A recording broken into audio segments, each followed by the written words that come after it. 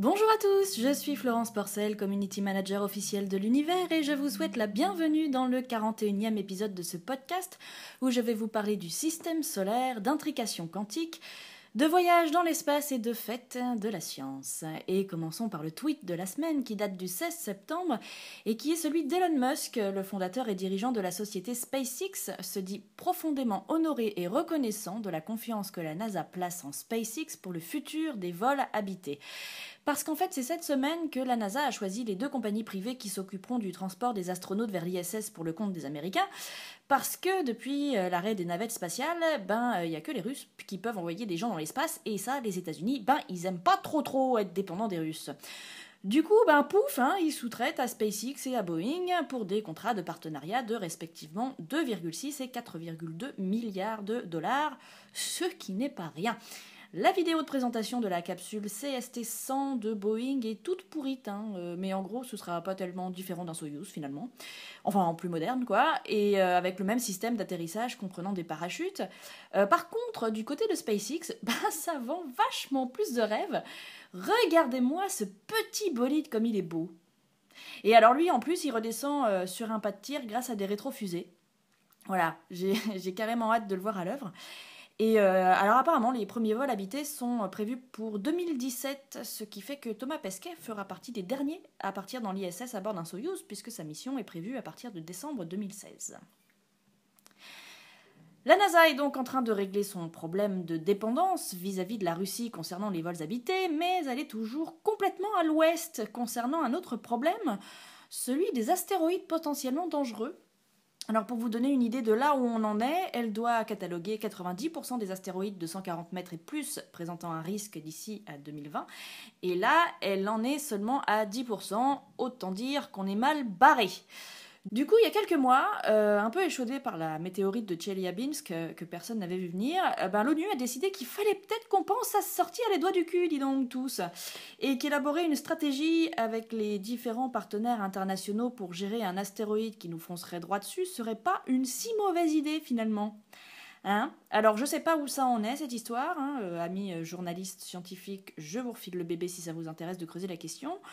En tout cas, il y en a un qui ne reste pas les bras croisés sans rien faire, en attendant qu'un caillou nous vienne nous faire un bisou, c'est Edward Lu, alors plus connu sous le nom d'Ed Lu, c'est un astronaute américain, et depuis qu'il ne va plus dans l'espace, il s'est investi de la mission qui nous intéresse, à savoir détecter les astéroïdes qui pourraient nous mettre en danger et éventuellement réfléchir à des moyens d'agir quand il y en aura un qui voudra nous dire bonjour. Alors ça fait des années qu'il milite et il a toujours des formules très percutantes, comme par exemple « Aujourd'hui, si nous sommes heurtés par un gros astéroïde, ce ne sera plus de la malchance, ce sera de la négligence. » Voilà. Ou encore « Le million d'étoiles le plus proche, découvert. Le million de galaxies les plus proches, découvert. Le million d'astéroïdes les plus proches, toujours pas. » Du coup, il est à l'origine de la fondation B612 qui a notamment sorti cette vidéo lors de la dernière journée de la Terre avec des chiffres que personne ne connaissait vraiment et ça fait un peu froid dans le dos. Alors je vous la double moi-même en voice-over. L'organisation du traité d'interdiction complète des essais nucléaires surveille la Terre en permanence, écoutant la signature infrason des explosions nucléaires. Entre 2000 et 2013, ce réseau a détecté des douzaines d'explosions massives dans notre atmosphère. Mais aucune d'entre elles n'a été causée par une arme nucléaire. La véritable cause ? Les impacts d'astéroïdes. Entre 2000 et 2013, il y a eu 26 impacts d'astéroïdes enregistrés sur Terre allant de 1 à 600 kilotonnes. Pour vous donner une idée, la bombe qui a détruit Hiroshima en 1945 a explosé avec une puissance de 15 kilotonnes.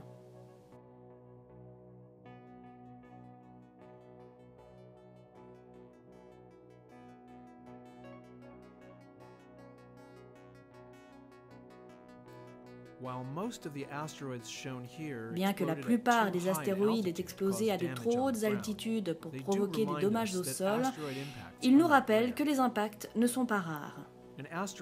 Un astéroïde assez large pour détruire une ville entière frappe la Terre en moyenne une fois par siècle. Parce que nous ne savons pas où et quand sera le prochain impact majeur, notre stratégie actuelle est la chance pure. Mais nous pouvons changer cela. Un télescope infrarouge spatial détectant et traquant les astéroïdes nous donnerait de nombreuses années pour détourner un corps distant de plusieurs millions de kilomètres. La prochaine mission spatiale importante est de protéger notre planète.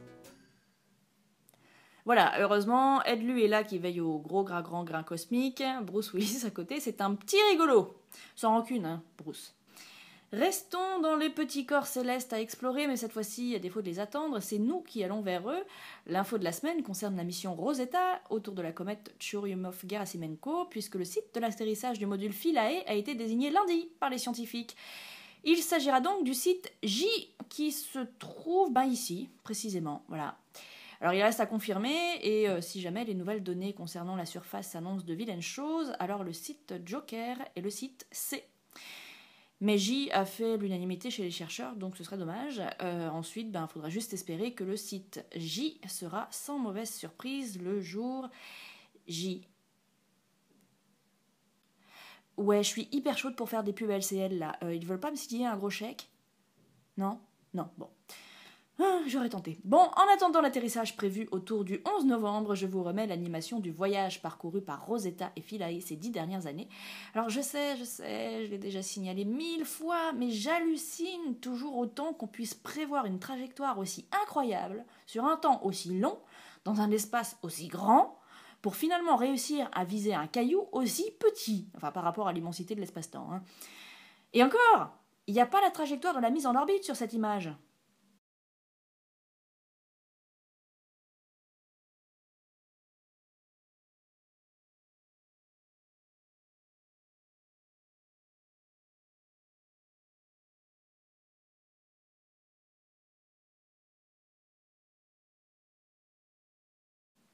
Donc la voilà du coup. Non mais vraiment, je suis ébobie devant ça, moi. Les mathématiques. Tu fais quelques calculs, et bim, tu sais te mettre en orbite autour d'une comète. Et même peut-être te poser dessus. Waouh! Et je rappelle, soyons chauvins, qu'il s'agit d'une mission européenne avec une grosse participation française. Oui, mesdames, messieurs, oui, ça fait pas de mal de le rappeler. Du côté des images, eh bien, voici les dernières en date de Chury. Voilà, elles sont magnifiques, hein. Prises par un engin qui a plus de 10 ans, donc, et qui se trouve à environ 400 millions de kilomètres de nous. Alors pour l'anecdote, 400 millions de kilomètres, si tu veux savoir à peu près combien c'est loin, dis-toi que si tu voulais y aller en TGV, tu mettrais 143 ans. Voilà. Ah bah c'est un calme direct, oui. T'imagines vivre 143 ans en bouffant que des sandwichs SNCF? Non, mais à côté, s'installer sur Mars, c'est le Club Med. Hein. Oui, non, je m'égare un peu. Donc, magnifique cliché de notre comète, et pendant ce temps-là, à la NASA, voici ce qu'ils réussissent à nous pondre. Vous savez ce que c'est que ce truc tout moche, là? C'est Pluton. Voilà. Prise par la sonde New Horizons, légèrement plus jeune que Rosetta, puisqu'elle est partie il y a moins de 9 ans. Alors par contre, elle est encore loin de sa cible, d'accord. Genre, elle doit arriver le 14 juillet 2015, tu vois, genre. Mais c'est ridicule. Europe, États-Unis. Europe, États-Unis. Europe, États-Unis. Oh, ok, ça va. Hein. On peut charrier de temps en temps, non? Tenez, allez, pour vous prouver que je suis fair-play, voici Saturne, le 8 septembre dernier, prise par Cassini, qui est américaine. On touche quand même pas mal au sublime, hein, là quand même. C'est beau le système solaire, hein. Moi, je m'y sens carrément bien, alors on va y rester un peu avec le bidule connecté de la semaine, et c'est justement une visite du système solaire par la BBC que je vous propose de découvrir à l'adresse que je vous indiquerai dans le billet dédié à ce podcast sur mon blog florenceporcel.com. Il a été conçu pour un peu mieux appréhender les distances qui sont à l'œuvre là-dedans. Peut-être que ça vous parlera un peu plus que de compter en temps de TGV. Allez savoir. Quittons maintenant le silence éternel de nos espaces infinis qui font flipper là et voyons voir du côté des particules. Figurez-vous qu'une première mondiale a été réalisée par des chercheurs canadiens dans le domaine quantique. Ils ont réussi à intriquer 3 photons qui sont des particules de lumière, entre autres. L'intrication, c'est simplissime sur le papier, mais évidemment c'est une autre paire de manches en pratique. On dit qu'une particule est intriquée quantiquement à une autre quand elle se comporte comme si elle n'était qu'une seule et même entité. C'est-à-dire que si on modifie l'une, l'autre est modifiée à l'exact même moment, même si elle se trouve à l'autre bout de l'univers. Un observateur extérieur à l'espace-temps, qui ne pourrait pas nous voir, nous, mais qui observerait une modification des particules intriquées réparties n'importe où dans l'espace-temps, serait parfaitement incapable de dire laquelle de ces particules a été modifiée par quelqu'un. Voilà. Personne ne sait exactement comment ça fonctionne, mais ça fonctionne, et si on avait jusqu'ici réussi à intriquer 2 particules, des chercheurs de l'Agence spatiale européenne avaient réussi à faire changer d'état 2 photons distants de 143 km il y a 2 ans par exemple, ben là les scientifiques ont donc intriqué 3 photons qui possédaient une même polarisation, verticale ou horizontale, et ils ont réussi à tous les faire changer de polarisation au même moment en ne touchant qu'à un seul d'entre eux. Et comme on peut remplacer vertical et horizontal par 0 ou par 1, et ben c'est une nouvelle piste vers l'ordinateur quantique qui intéresse beaucoup de monde, même si ça reste pour l'instant plus du côté de la fiction que de la science. Mais on avance. En parlant de science-fiction, justement, le thème du premier mardi de l'espace organisé par le CNES a été dévoilé et il s'agira de 2001 Odyssée de l'espace, quand la réalité rejoint la fiction. Les mardis de l'espace, ce sont des rencontres avec quelques experts sur un sujet donné dans un café près du siège social du CNES à Paris. L'entrée est libre et gratuite, dans la limite des places disponibles, mais il faut évidemment prendre une conso, puisque c'est dans un café. La saison 2014-2015 s'annonce très très alléchante et on peut suivre l'événement sur Twitter grâce au hashtag CNESTweetup. Le premier de la saison sera donc le 21 octobre. Et restons dans l'agenda avec les dates de la semaine. La fête de la science commencera vendredi prochain, le 26 septembre, et durera jusqu'au 19 octobre. C'est un événement national et des milliers d'activités, de rencontres, d'ateliers, de visites, de conférences sont organisées partout en France. Tout le programme se trouve sur le site fêtedelascience.fr. Et d'ailleurs, le week-end prochain, la Cité des Sciences sera gratuite. Et en plus, elle organise une grande braderie. Vous pourrez acheter des livres à 1 euro pièce. De quoi vous constituer une chouette bibliothèque à des prix défiant toute concurrence, si vous êtes dans le coin.